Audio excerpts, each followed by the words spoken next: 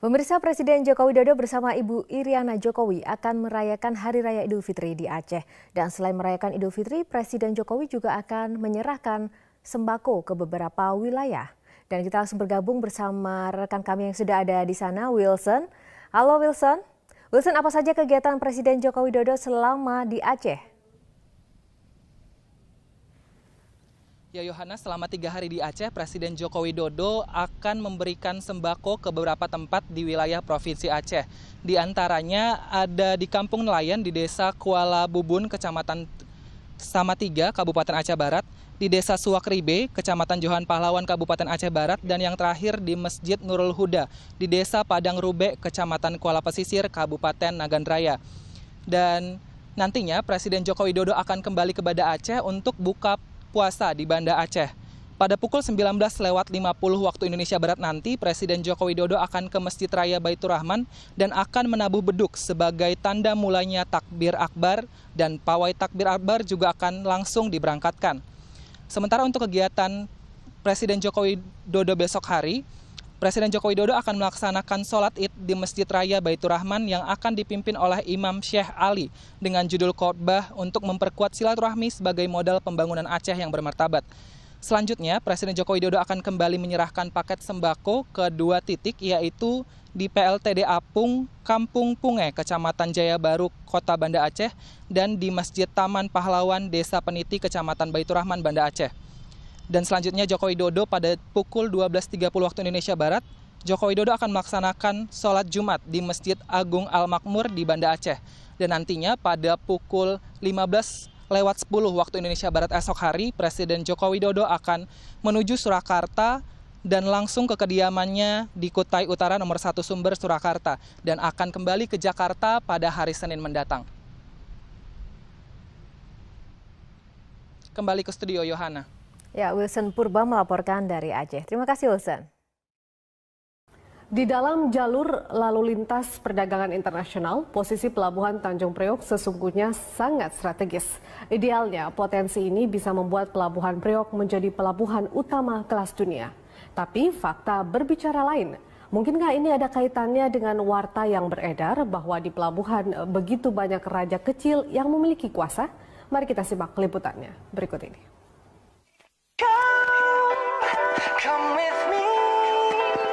There's a world out there that we should see. Take my hand, close your eyes, with you right here.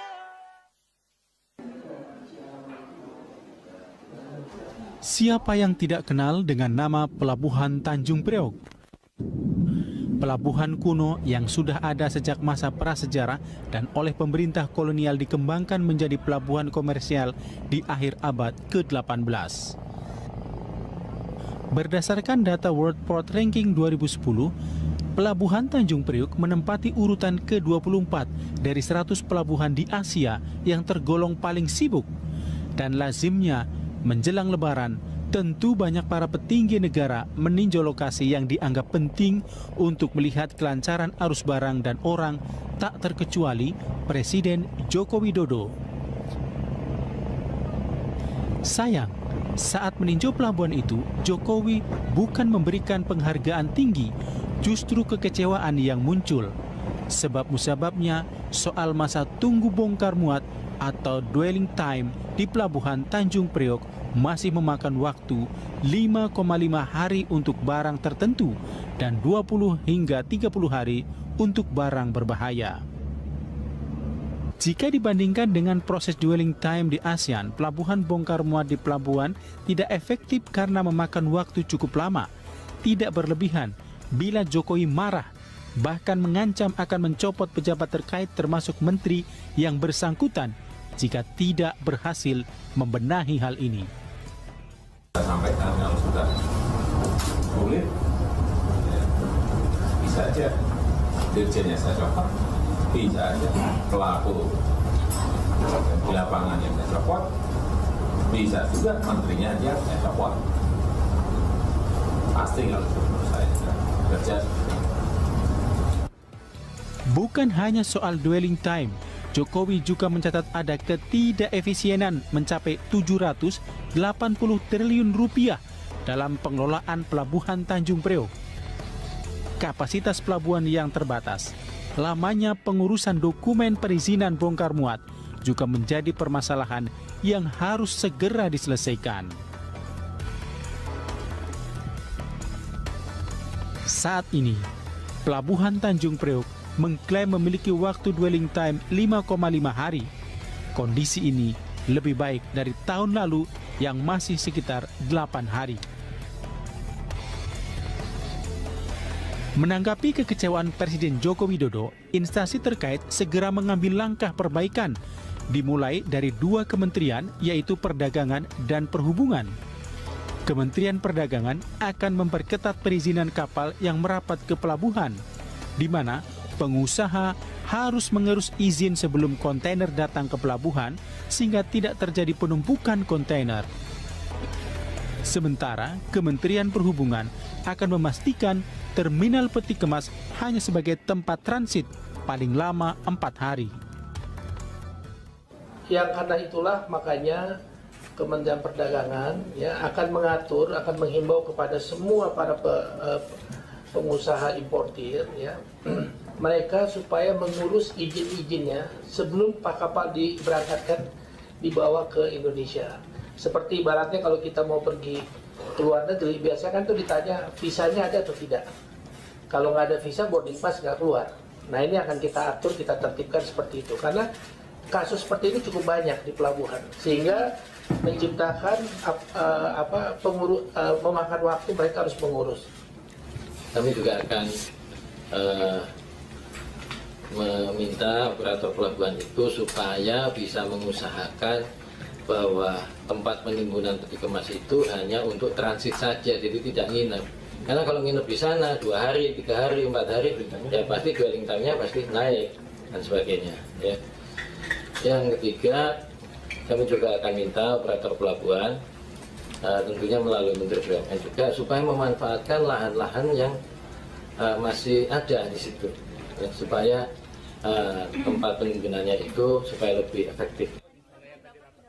Menurut Ketua Umum Apindo Haryanto Sukamdhani, adanya hubungan kausalitas di Pelabuhan Tanjung Priok membuat biaya tinggi.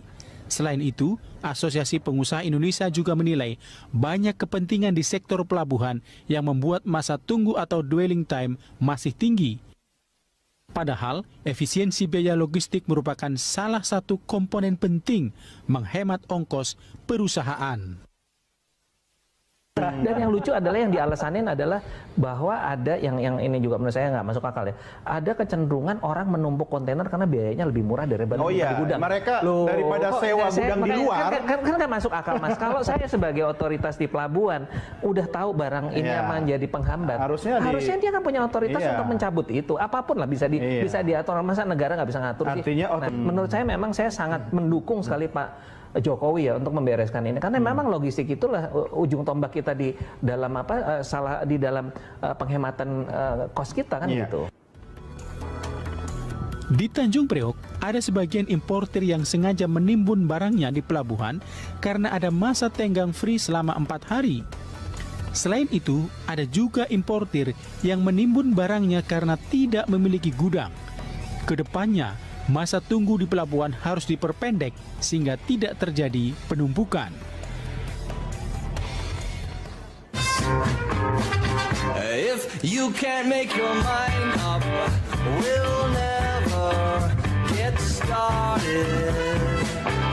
And I don't wanna wind up being parted, broken hearted.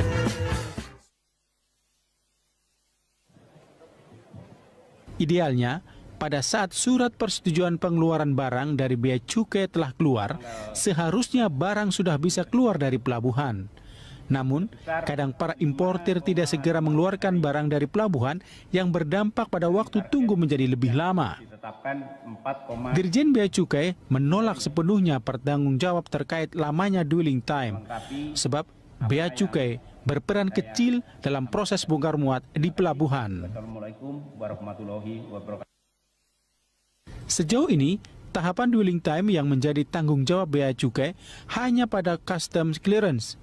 Pada tahap ini menghabiskan waktu selama 0,5 hari atau 11% dari rata-rata dwelling time di Pelabuhan Tanjung Priok, yakni selama 5,5 hari. Menurut pelaksana tugas Dirjen Bea Cukai Supraptono, importir sengaja memperlama pengurusan proses dokumen perizinan dan maksimal baru menyampaikan pemberitahuan impor barang setelah 3 hari sejak pembongkaran barang impor. Hal ini yang berpengaruh terhadap lamanya waktu proses perizinan, terutama di pre-customs clearance.